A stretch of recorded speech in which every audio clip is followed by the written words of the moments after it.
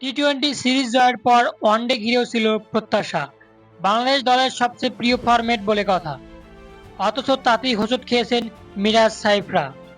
আফগানিস্তানের বিপক্ষে ৩ match one day সিরিজের প্রথমটি হেরে পিছিয়ে পড়েছে বাংলাদেশ। সিরিজের ফেরার লক্ষ্যে আগামীকাল শনিবার ১১ই অক্টোবর মাঠে নামবে বাংলাদেশ। আফগানদের লক্ষ্য ১ ম্যাচ হাতে রেখেই সিরিজ নিশ্চিত করা। আবুধাবির শেখ জায়েদ স্টেডিয়ামে ৩ ম্যাচ সিরিজের দ্বিতীয় ওয়ানডে শুরু হবে বাংলাদেশ সময় সন্ধ্যা ৬টায়।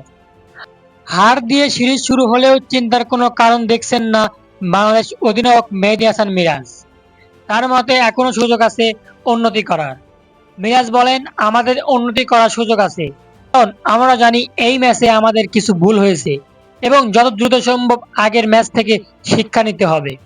ব্যাটাররা বড় ইনিংস খেলতে না পারায় প্রথম ম্যাচে ৪০ রান কম হয়েছে বলে মনে করেন অধিনায়ক মিরাজ। তবে পরের ম্যাচেই দল ঘুরে দাঁড়াবে বলে বিশ্বাস করেন টাইগার অধিনায়ক। আমরা এই উইকেটে ৪০ রান কম করেছি। ওয়ানডেতে এখন পর্যন্ত আফগানিস্তানের বিপক্ষে ২০ ম্যাচ খেলে ১১টি জিতেছে বাংলাদেশ, ৯ ম্যাচ জিতেছে আফগানিস্তান।